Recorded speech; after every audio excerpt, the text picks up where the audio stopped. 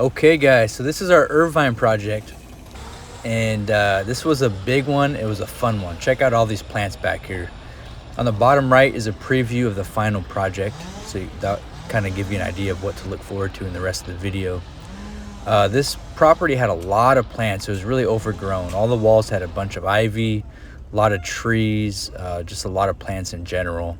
So it was really nice to get this all cleared up and kind of get a blank slate. This is Melendez's tree service. So if you're in the Orange County area and you need some tree work done, tree removal done, call them up.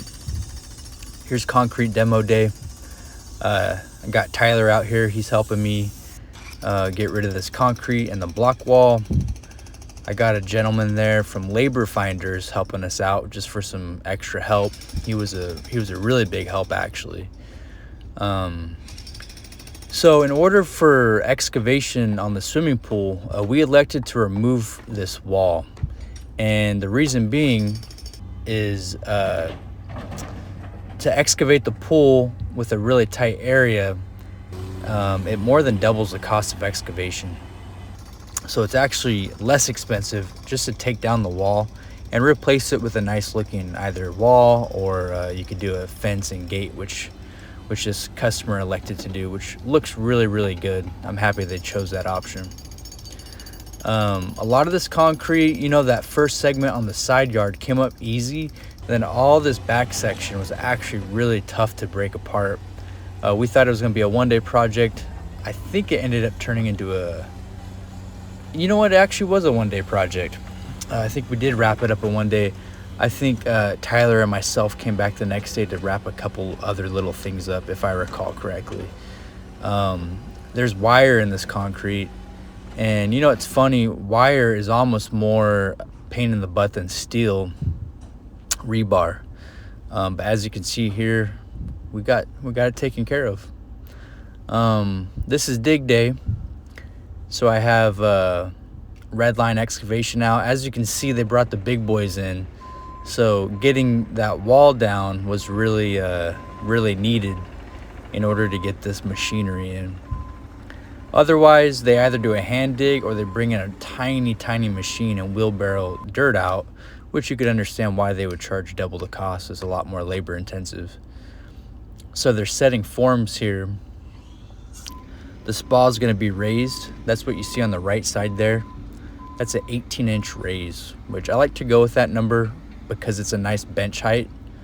So your spa now functions as a bench on the outside. If you don't want to go in and get into the jacuzzi, you can sit on the ledge and talk to people inside still if you want. This pool is a 12 by, I want to say the pool itself was a 12 by 24 or a 12 by 30, somewhere in there. And then the spa, I think is a 5 by 12, and it has a U-shaped bench at the back. The Bobcat is the runner of the dirt. So he shoots back and forth bringing dirt to the truck out front. The excavator is, well, excavating. He's actually digging the pool. It's amazing how skilled these guys are. You can check out all these roots. This, like I said earlier, this yard had a ton of organic matter, a lot of trees, a lot of plants. So you can kind of see evidence of that there in the dig. And the deep end, for the deep end, they went with 5 feet. That's our skimmer knockout there. And there's the completed excavation. There's our excited customers there too. A quick shout out. That was cool. The customers wanted to take a photo in the deep end of the pool before it continued. And I thought that was kind of fun. So plumbing and steel stage, I didn't really get a lot of footage in, but there you can see it steeled and with some plumbing. And today is Shotcrete day. So the boys from Triforce are out taking care of business, shooting the shotcrete on. Now, if you're not familiar with what shotcrete is it's concrete. And when it comes to swimming pools and some other structures, pouring concrete isn't always the most either cost efficient or strongest, I guess. There's a lot of variables that come into play, but shotcrete is a very common way of applying concrete now, especially if you need to apply it on a vertical surface, which we're doing in the pool, right on the walls and everything. So as you can see, it's shot out at high pressure, and it's super dry. I know that sounds kind of weird, but obviously there's water in it. But as opposed to a liquid mix that you would pour and it just kind of comes out of the hose almost like water, like a thick sludge, this is far thicker than that. So the pumps they use out at the street are very powerful. I believe they're called rock pumps. I could be mistaken on that, but they're equipped to really force this concrete through the line, even though it's not very watery. This gentleman's forming the step. I thought this was a cool shot. So this is the step going into the pool. You can see how he kind of made his line and he cut it with this tool. This was kind of a creative way of getting our steps in the Baja shelf. That way the steps didn't eat into the swim area. It's not the biggest pool. It's not the smallest either, though. It's a nice sized pool by today's standards. But in order to maintain swim space out in the pool for the kids and anybody else out there, we cut into the Baja shelf. And I thought that was a good decision. It kind of opens up that space. So those are the stages up to this point. We had excavation, steel, plumbing, and then shotcrete. This is the shotcrete cured out a lot more. You can see it's a lot lighter in color. And today we're moving on to the fire pit and bench, which you'll see the beginning stage here as I pan this camera over. And today, later this day, the boys made a bit of a mistake. Tyler and his guys hit a line we had out front. So I'll let him explain what happened here in a second. All right, Tyler, so what happened out here today, man? All right, so we're on the Irvine project with Shane, and we were digging these trenches in for the new drain line we're running for this house, and not even 2 inches below the surface of the dirt here, we hit the fiber optics cable. We snapped it right in half with our Makita, and we're waiting on them to repair, so kind of unfortunate, a little bit of a bummer, but that's okay. We'll get it done and keep it pushing. All right. Now, anyone who's in construction knows that that's just part of the game. That stuff happens. But yeah, check out this bench and fire pit. It's really cool seeing this come together. So we stubbed up our our gas in the middle of the fire pit. And then next to it, we have a drain line. That way that thing never fills up with water and acts like a reservoir. Check out all the plumbing at the back there. Now all these big white lines are just drainage lines. There's an example of it in the fire pit.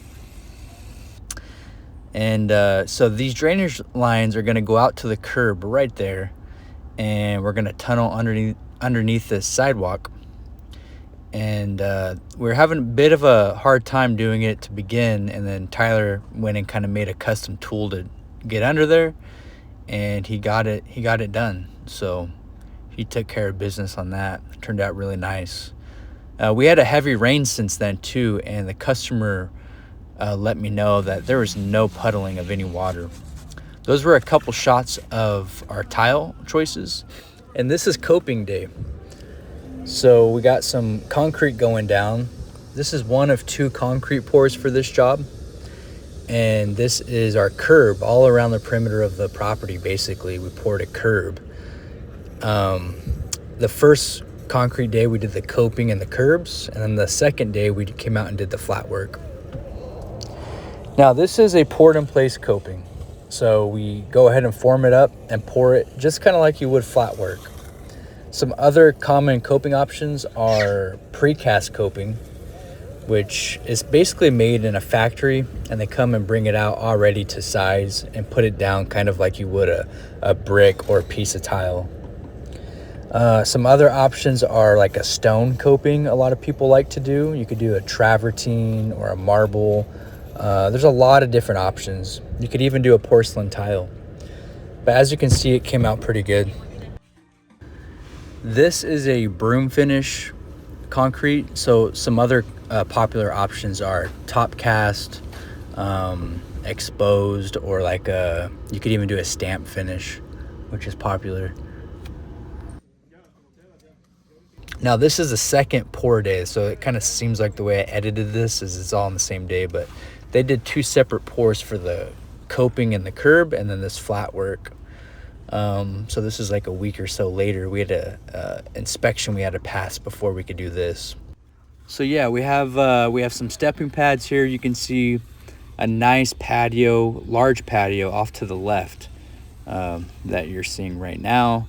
And then there's a kick out of the house with a smaller patio where they could put some tables and chairs or some different seating over there. We got turf going in, tiles in, and we have base now. It's going to start moving kind of quick. I think actually we're going to see the final product right now. So I need to give Timmy Odell a shout out as well. He helped me with that AZEK top on the bench. It turned out really nice. I'm really happy with the colors of everything. The green strips of turf in between the concrete. This marble porcelain tile looks awesome around the spa. And yeah, I'm grateful for everything. You guys, we're a swimming pool contractor. Do a lot of videos like this kind of stuff, a lot of progress shots on our Instagram and YouTube. So please subscribe, like the video if you made it this far, and we'll see you guys on the next one. Take care.